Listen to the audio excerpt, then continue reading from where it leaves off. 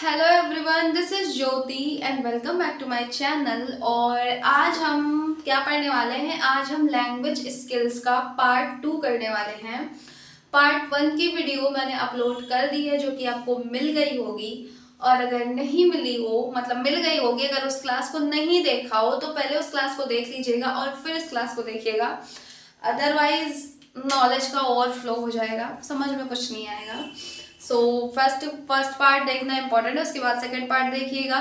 और काफ़ी लंबा टॉपिक है इसलिए 2 पार्ट में कंप्लीट हो रहा है, और इसके क्वेश्चंस भी हम करने वाले हैं। जब ये 2 पार्ट कंप्लीट हो जाएंगे इसके बाद जो नेक्स्ट वीडियो आपको मिलेगी वो इसके क्वेश्चंस की मिलेगी। लैंग्वेज स्किल से जितने क्वेश्चन बन सकते हैं एज पॉसिबल मैं सारे ही डिस्कशन करवाऊंगी, लैंग्वेज स्किल से रिलेटेड जितने क्वेश्चन होते हैं। तो हम आज की वीडियो को स्टार्ट करते हैं, जो कि है लैंग्वेज स्किल्स का पार्ट 2। लैंग्वेज स्किल्स का पार्ट 2। और कल मैंने जो कल की वीडियो थी उसमें मैंने लिसनिंग स्किल के बारे में पढ़ा दिया था। आज हमें स्पीकिंग स्किल के बारे में बताना है।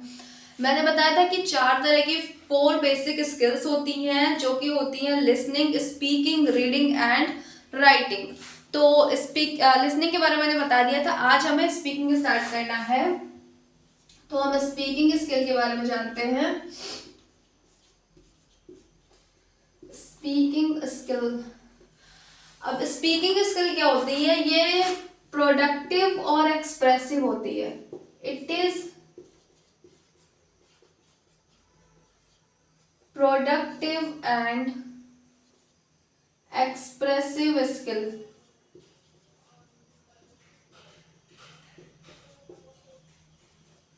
ये क्या होती है? प्रोडक्टिव एंड एक्सप्रेसिव स्किल होती है, और it is fundamental of human communication.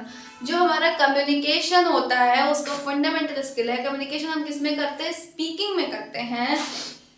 It is fundamental to human communication. It is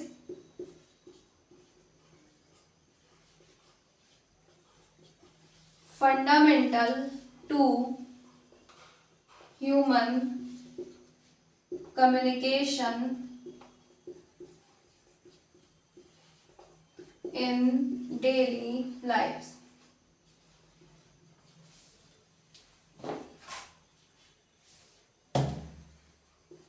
in daily lifes, यानी कि ये ह्यूमन कम्युनिकेशन की फंडामेंटल स्किल होती है। और क्या होती है? ये प्रोडक्टिव होती है और एक्सप्रेसिव होती है। प्रोडक्टिव यानी कि जब हम बोल रहे हैं, जब अभी मैं बोल रही हूँ तो मैं कुछ ना कुछ प्रोड्यूस कर रही हूँ। और एक्सप्रेसिव, मैं अपने आइडियाज को, अपने थॉट्स को, या यूँ कह सकते हैं इस वीडियो के थ्रू मैं अपनी नॉलेज को आपसे शेयर कर रही हूँ, अपनी नॉलेज को एक्सप्रेस कर रही हूँ। तो इसे हम प्रोडक्टिव एंड एक्सप्रेसिव स्किल्स कहते हैं। तो ये आपको समझ में आया होगा। उसके बाद स्पीकिंग की सिचुएशंस होती हैं। स्पीकिंग सिचुएशंस के बारे में हम जानेंगे।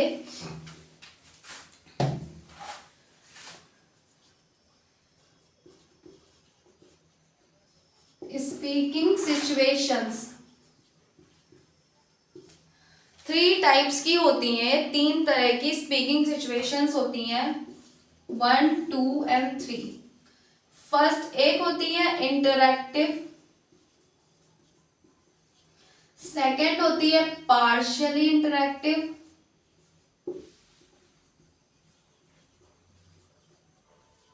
और थर्ड होती है non interactive.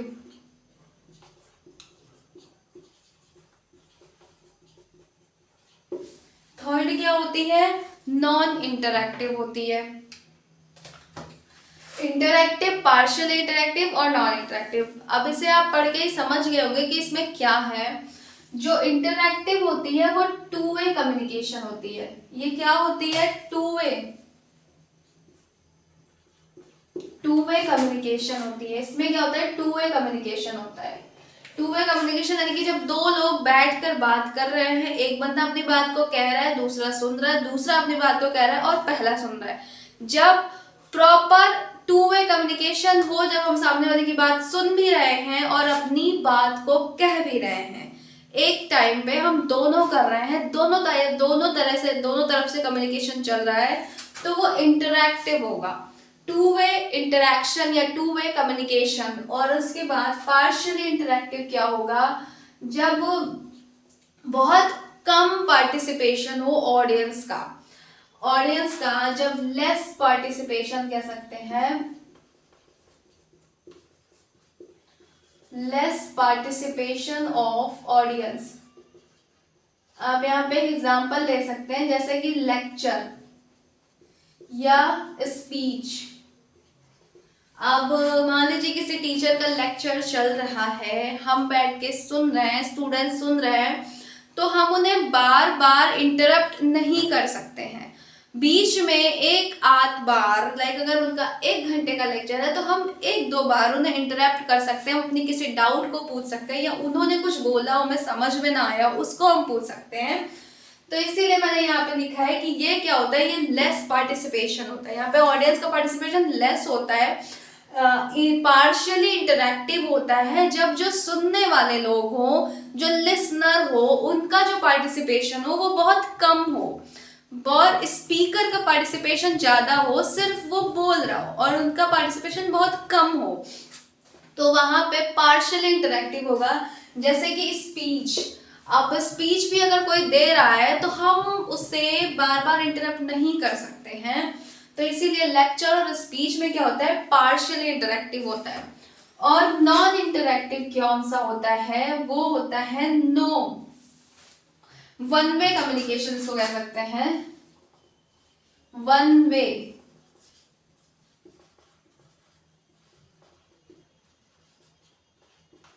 One way communication होता है नॉन इंटरैक्टिव में।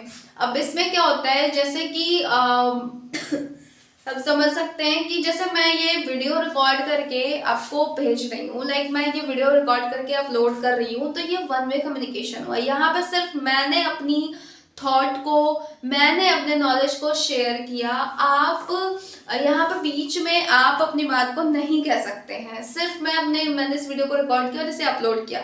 अब यहाँ पे कम्युनिकेशन तो हो रहा है, मैं अपनी बात को कह तो रही हूँ, मैं अपना मैसेज भेज तो रही हूँ, बट फीडबैक वहां पे तुरंत नहीं आ रहा है। वन वे कम्युनिकेशन है, टू वे नहीं है, आपका कोई पार्टिसिपेशन इसमें नहीं है, तो ये वन वे कम्युनिकेशन है। जैसे मूवीज होती है, मूवीज लगा दी गई, हम जाके देखा है, अब हम उन एक्टर से वहां पे बैठ के बात नहीं कर सकते हैं, ठीक है। मूवीज होती है, टीवी सीरियल्स होते हैं, न्यूज होती है, ये सारे वन वे कम्युनिकेशन होते हैं। और इंटरैक्टिव, पार्शियल इंटरैक्टिव और नॉन इंटरैक्टिव। आई होप आपको ये समझ में आया होगा। हमने स्पीकिंग की बात की, अब हम बात करेंगे रीडिंग की।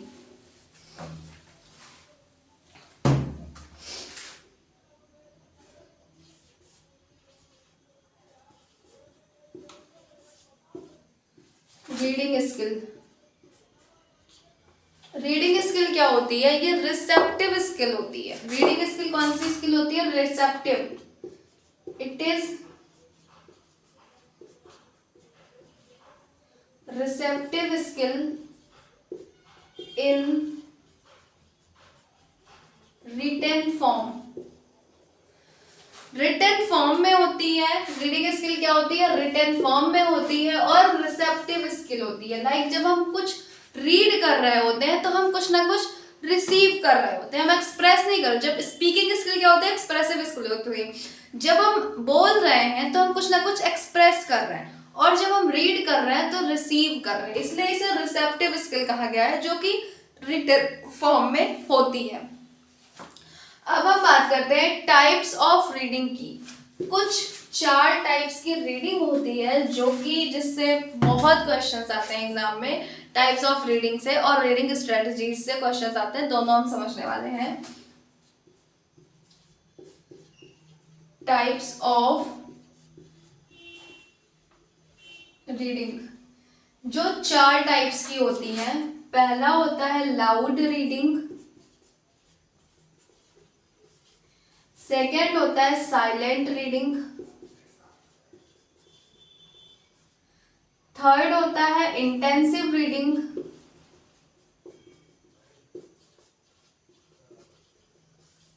फोर्थ होता है एक्सटेंसिव रीडिंग।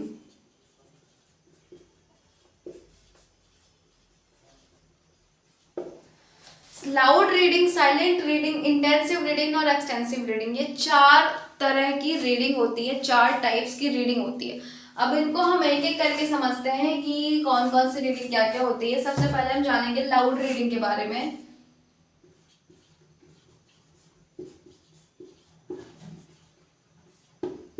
इसको हिंदी में हम साज स्वर पठन कहते हैं।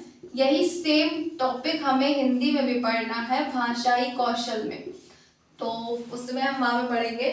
लाउड रीडिंग क्या होता है, जब हम लाउडली कोई बुक पढ़ रहे हैं, कोई स्टोरी पढ़ रहे हैं, लाउडली पढ़ रहे हैं, तो वहां पे लाउड रीडिंग आता है। जैसे मान लीजिए क्लास में टीचर ने किसी बच्चे को खड़ा कर दिया और बुक थमा दी कि हाँ पढ़ो, तो वो लाउड रीडिंग करेगा। और लाउड रीडिंग का क्वालिटी क्या होता है, इसमें हमें फायदा क्या होता है, इससे हमारा कॉम्प्रिहेंशन इंप्रूव होता है।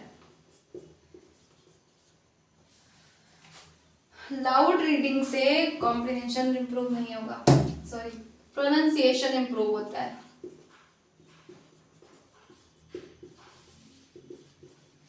इससे क्या होता है, हमारा प्रोनाउंसिएशन इंप्रूव होता है और इससे हमारा इंटोनेशन भी इंप्रूव होता है।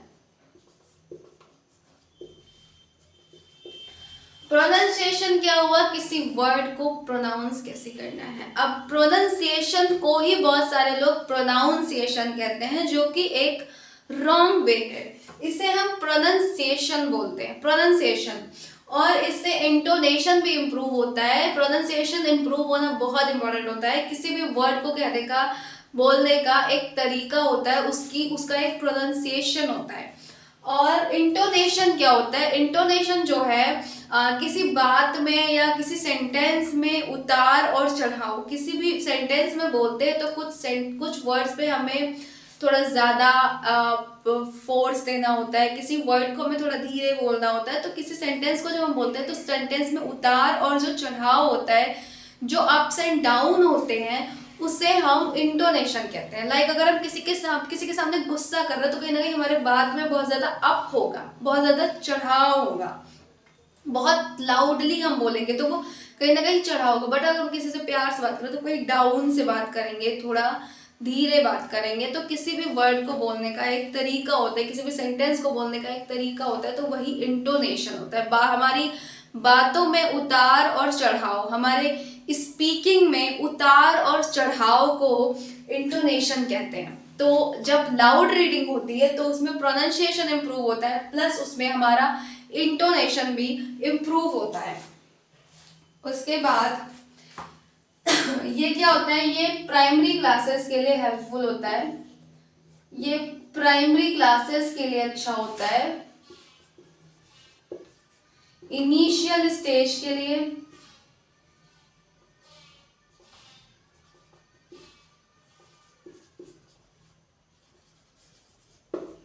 जब हम इनिशियली रीडिंग स्टार्ट करते हैं, जब हम तुरंत पढ़ना स्टार्ट करते हैं, तो वहां पे लाउड रीडिंग अच्छा होता है, वहां पे लाउड रीडिंग प्रेफर करते हैं।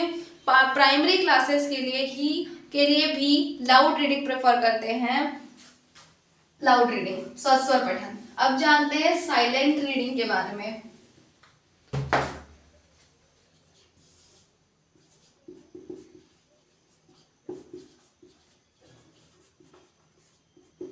इसे हिंदी में मौन पठन कहते हैं। साइलेंट रीडिंग, जब हम साइलेंटली शांति से कहीं बैठ के किसी बुक को पढ़ रहे हैं, बुक में हम कोई स्टोरी पढ़ते हैं, कोई नॉवेल पढ़ रहे हैं, तो वो साइलेंट रीडिंग होता है। साइलेंट रीडिंग जो है ये हमारे कंसंट्रेशन पावर को इंक्रीज करता है। ये क्या करता है, हमारे कंसंट्रेशन पावर को बेटर करता है। कहीं ना कहीं जब हम साइलेंटली कुछ पढ़ रहे हैं तो इससे हमारा कंसंट्रेशन बेटर होता है। कहीं ना कहीं कंसंट्रेट करना हम अच्छा सीखेंगे, कंसंट्रेशन। और रीडिंग इन एक्चुअल लाइफ में जो रीडिंग होती है वो साइलेंट रीडिंग ही होती है। अब जैसे कि इनिशियली हम लोग जब पढ़ते थे तो पढ़ते थे, अब जो हमारी स्टेज है, या रियल लाइफ में जब हम रीडिंग कर रहे हैं, कहीं पे बैठ के पढ़ रहे हैं, कोई बुक पढ़ रहे हैं, तो हम लाउड रीडिंग कभी नहीं, हम चिल्ला के कभी नहीं पढ़ेंगे, हम हमेशा साइलेंट रीडिंग करेंगे। तो रीडिंग इन एक्चुअल लाइफ क्या होती है, साइलेंट रीडिंग होती है।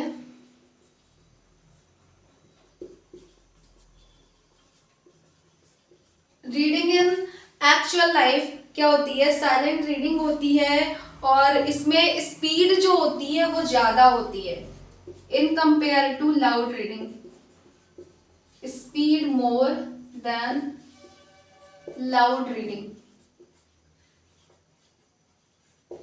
यानी कि जो लाउड रीडिंग होती है उसमें स्पीड, जिसमें हम लाउड रीडिंग में क्या होता है कि हम बहुत ज्यादा सेंटेंस को कवर नहीं कर सकते। लाइक अगर हम पढ़ रहे हैं तो हमने 10 मिनट अगर रीडिंग की, लाउड रीडिंग में 10 मिनट रीडिंग की, तो कहीं ना कहीं हम एक पेज या 2 पेज ही पढ़ पाएंगे। बट अगर हम साइलेंटली शांति से बैठ कर रीडिंग करें तो कहीं ना कहीं इसमें स्पीड तेज होती है, कहीं ना कहीं बहुत ज्यादा टॉपिक को कवर कर सकते हैं इन द रीडिंग। तो इसमें स्पीड क्या होती है, ज्यादा होती है in compare to loud reading. अब बात करते हैं इंटेंसिव रीडिंग और एक्सटेंसिव रीडिंग के लिए। नंबर 3 क्या है, intensive reading.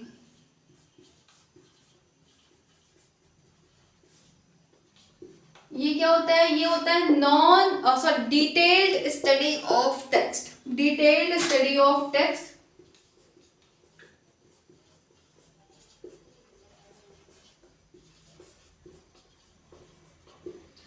Detailed study of text यानी कि इंटेंसिव रीडिंग। जब हम इंटेंसिवली किसी स्टोरी को या किसी टॉपिक को या फिर कोई सेंटेंस, पैराग्राफ कुछ हम पढ़ रहे हैं, कोई बुक पढ़ रहे हैं, कोई नॉवेल पढ़ रहे हैं, इंटेंसिवली जब हम एक एक वर्ड पे फोकस कर रहे हैं, वर्ड वोकैब भी देख रहे हैं, एक एक वर्ड की मीनिंग पे फोकस कर रहे हैं, उसके प्रोनाउंसिएशन पे फोकस कर रहे हैं, तो वो इंटेंसिव रीडिंग होती है।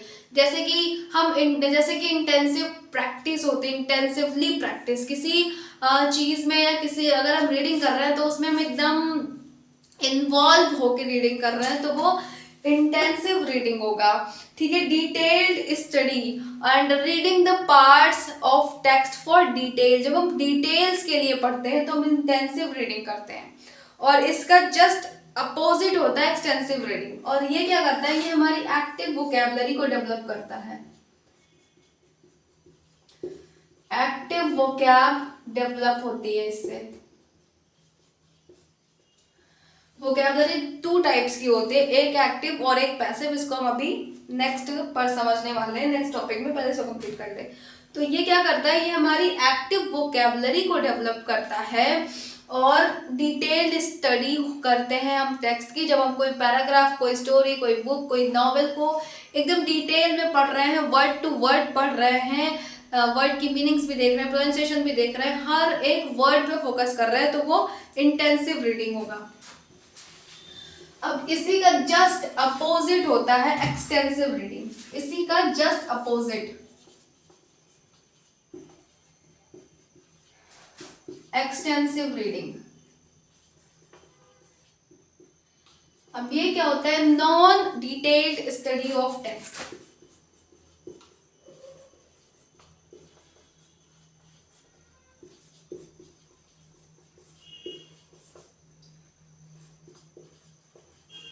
Non detailed study of text जब हम एक्सटेंसिव यानी कि जब हम as a summary, as a main idea लगाने के लिए पढ़ लेते हैं, जब हम मेन पॉइंट्स पे फोकस करते हैं पढ़ने पे, मेन पॉइंट्स को हमने पढ़ लिया, हमने पूरा नहीं पढ़ा, तो वह एक्सटेंसिव रीडिंग होती है। जैसे कि हम न्यूज़पेपर पढ़ रहे हैं, अब हम जैसे न्यूज़पेपर पढ़ रहे हैं तो हमने हेडिंग पढ़ ली या मेन ऊपर से 4-5 लाइनें पढ़ ली, हमें एक आइडिया लग गया कि ये न्यूज़ किस बारे में है, हमें एक आइडिया लग गया, हमें पूरी न्यूज़ नहीं पढ़ी, तो वहाँ पे एक्सटेंसिव रीडिंग होती है। न्यूज़पेपर पढ़ना, कोई आर्टिकल पढ़ना, तो वहाँ न्यूज़पेपर पढ़ने में हम एक्सटेंसिव रीडिंग करते हैं।